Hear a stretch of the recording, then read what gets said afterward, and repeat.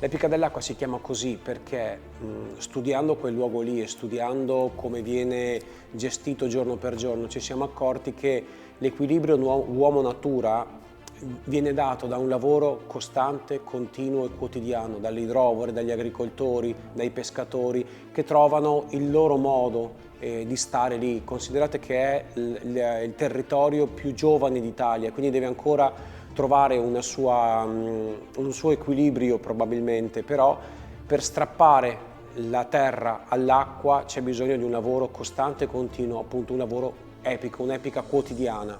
L'obiettivo dell'Epica dell'Acqua è raccontare un territorio. Noi non abbiamo ambizioni di fare grandi numeri, avere le migliaia di persone che corrono, perché quel luogo lì è delicato e non può sostenere le migliaia di persone, non è una maratona cittadina e non lo potrà mai diventare, è evidente a tutti. Però grazie a quelle persone che corrono, camminano all'Epica dell'Acqua si può raccontare un territorio sia dal punto di vista dell'ambiente naturale che dal punto di vista delle persone che lì vivono e abitano quel luogo. Ed è per questo che abbiamo interagito con Titoli Minori, che è una cooperativa di inserimento sociale che ci ha fornito i pasti, ci ha fatto conoscere la loro realtà.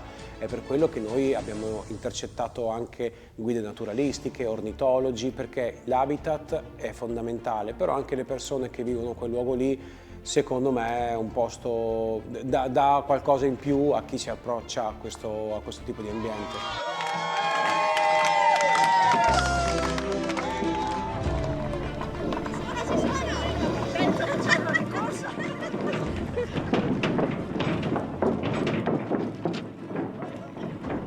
Quello che ci aspettiamo è che l'Epica dell'Acqua diventi un evento atteso, ma che comunque resti in una nicchia. Non possiamo allargarlo a troppe persone.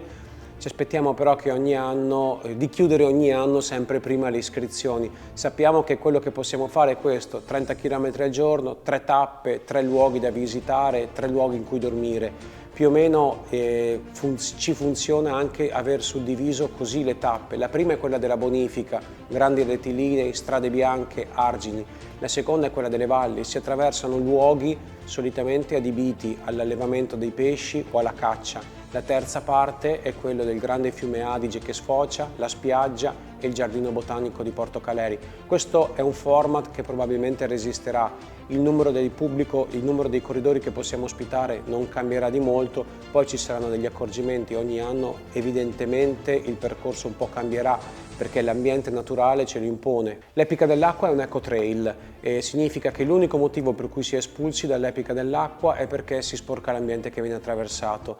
I nostri corridori bevono da bottiglie in Tetra Pak sostenibile, riciclabile. Cerchiamo di utilizzare prodotti del territorio. Tutti i prodotti del pacco gara sono prodotti del territorio che ci ha donato Confartigianato Veneto e Confartigianato Polesine, fatto da artigiani locali. Il Delta del Po è un luogo fragile in cui l'equilibrio tra uomo e natura ogni giorno viene messo alla prova ed è evidente che non può esserci altro tipo di modalità che non attraversarlo in punta dei piedi quel luogo lì, esattamente quello che fa l'Epica dell'Acqua. C'è un sacco di entusiasmo qui, si respira lo spirito epico, mi piace questo neologismo, è veramente palpabile, le persone che hanno partecipato al percorso sono veramente tutti entusiasti e la cosa che mi piace in particolare è capire che hanno vissuto non solo l'esperienza sportiva ma anche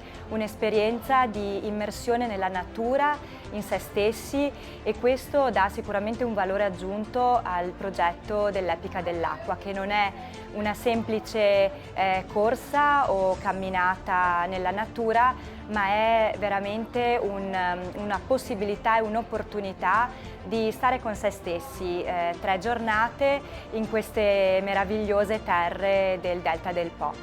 Questa prima edizione dell'Epica dell'Acqua ci ha travolto, siamo stati travolti dalla umanità dei nostri epici, dei concorrenti che hanno corso e camminato con noi. Cosa ci aspettiamo da questa esperienza? Di divertirci, no? Sì, sicuramente di stare in mezzo a una natura meravigliosa, di arrivare alla fine dell'esperienza possibilmente. No, quello no, è già sicuro. Di vedere posti bellissimi. Mi aspetto tanta fatica, di dimagrire un po' e qualche crampo. Di vedere dei bei percorsi con tanto verde. Di rilassarmi e di fare una bella corsa in un ambiente bello, molto bello. Siamo stati travolti dall'entusiasmo delle persone che quei luoghi abitano, siamo stati travolti anche dall'interesse che la stampa nazionale e internazionale ci ha rivolto.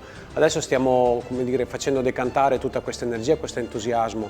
Ci stiamo iniziando piano piano a capire a come posizionarci per il prossimo anno e stiamo anche cercando di capire dove poter limare certi errori che abbiamo compiuto, perché era la prima edizione, e dove poter invece investire di più e migliorare.